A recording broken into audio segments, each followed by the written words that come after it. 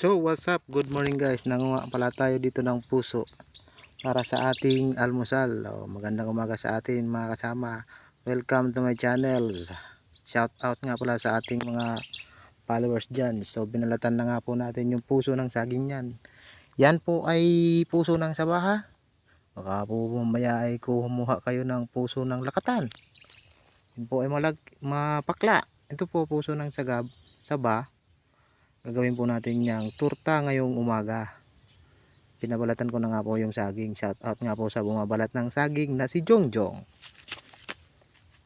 Pinagayat ko na rin po yan ng pino para mamaya ay pipigain natin yan sa asin para matanggal yung dagta niya. Kinento ko na wala ng surprise tuloy.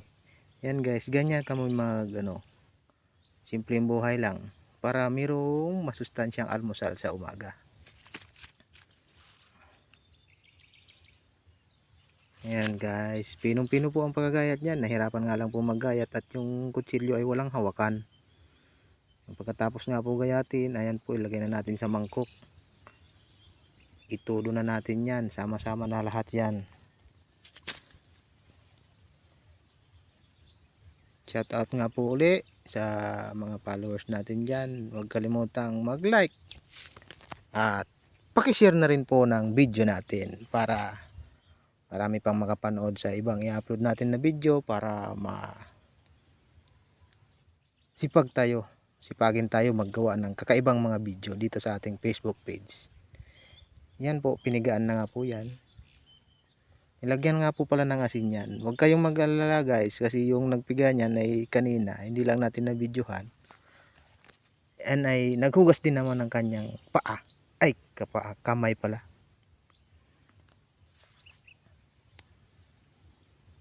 Pigain natin ng maganda para lumabas yung katas,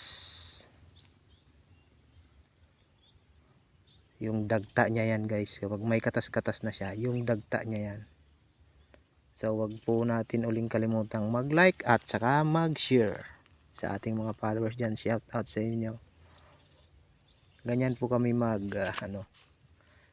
medyo matyaga nga lang talaga pag magturta ka ng puso ng saging kasi unang-una pupunta ka pa sa sagingan, magkuha ka ng saging. Yung napiga na po, ayan, piniga-piga para maubos ang dagta. Ang ilalagay natin dyan guys ay paminta at sibuyas. So kung makikita nyo guys, pasensya na kayo sa kitchen namin, dirty kitchen yan kasi yung tawagin. Pero hindi naman yan yung sinabing dirty na dirty talaga. Medyo may makalat lang siya kasi may mga kapi. Ayan, nakita nyo naman, mga baso, pinagkapihan. Siyempre wala tayong girls, puro tayo boys. Lagyan natin ng magic sarap. Nilawak na natin yung sibuyas dyan kanina. Shout out nga po uli sa ating mga followers. Huwag natin kalimutan mag-like at saka mag-share sa ating video para ma-inspire naman po tayo sa paggagawa ng mga video dito sa ating Facebook page. Ayan po guys, himay-himay para yung rekado niya ay bawat hibla ng ginayat na puso ay ma-absorb niya yung alat at saka yung linamnam ng Dahil medyo konti nga lang po yung puso at isang piraso lang, ginayatan ko po yan ng sitaw. Bali 5 pirasong sitaw po yan. Para medyo green. May green yung ating almusal ngayong umaga. Bali ang tawag ko po dyan guys ay banana heart and sitaw tinurta. Pinaghalo-halo ko na nga po yan guys. Siyempre kompleto na, may rekado na yan. Hinalo ko na lang po yung sitaw dyan para magkulay-kulay naman po siya. May design. Kakain ka ng masustansya at may design pa. Lalagyan po natin yan ng itlog. Babatihan. I-scramble natin yung itlog dyan maya-maya para ihalo natin sa banana heart and sitaw turta. Yeah. Kung sino man po ang nakakaalam ng English niyan, bahala na kayo dyan. Basta ganito lang po kami, simple lang. Magluto ng tinortang puso ng saging na nilahukan ko lang ng sitaw. So sabi kasi ng mga matatandang kusinero dyan noon, nung nag-aaral pa tayo magluto, ang pagluluto po ay lakasan laang ng loob. Imbento kung anong lulutuin mo. Yan guys, sinalo na nga po yung binatil na itlog doon sa ating puso ng saging na may sitaw. Halo-haluin ng maganda para bawat hibla ng rekado man yan o ng gulay ay makaano ng itlog, malasahan ng itlog. Yan ang sipag ng tagahalo ko guys. Oh.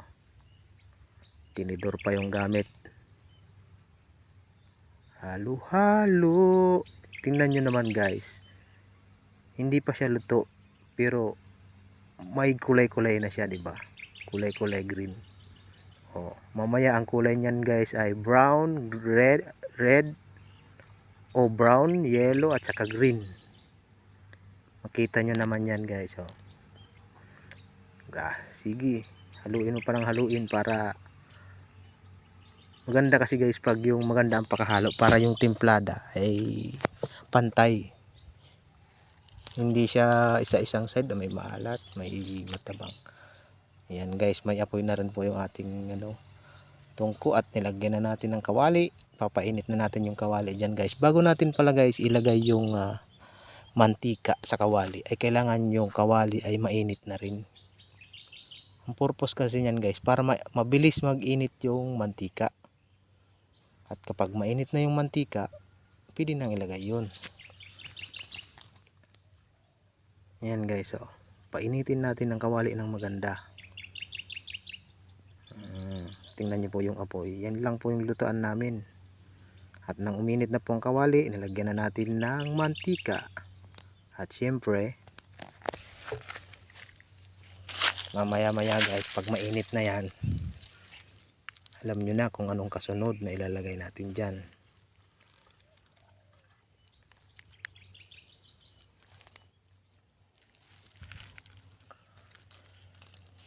Painitin ng painitin ang kawali. Mainit na po. Ilalagay na natin ang ating puso ng saging with sitaw. Kailangan guys ay sa isang sandok ay pantay-pantayin para hindi siya makapal.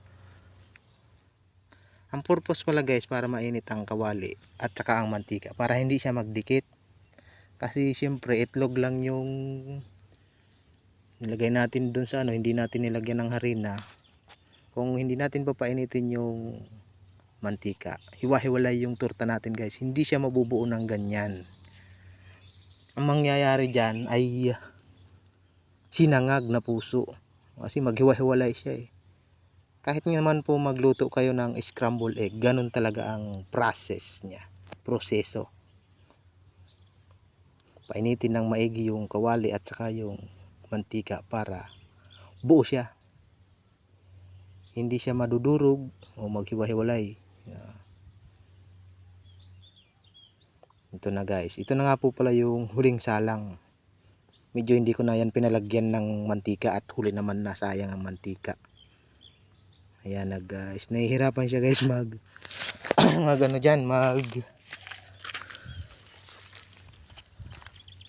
yan na guys ang finished product. So syempre maya lang ay kakain na tayo. Ito na guys, syempre kukuha na ako dito ng plato. At syempre dahil nagbabawas tayo guys ng kanin, ayan, isa, wala nang intro, kuha na agad ng kanin. Papahuli pa na ba tayo sa mga ganyang kainan? O, dalawa, tatlong sandok lang ng kanin. At syempre ang ating mahiwagang turta. Ayan guys. So,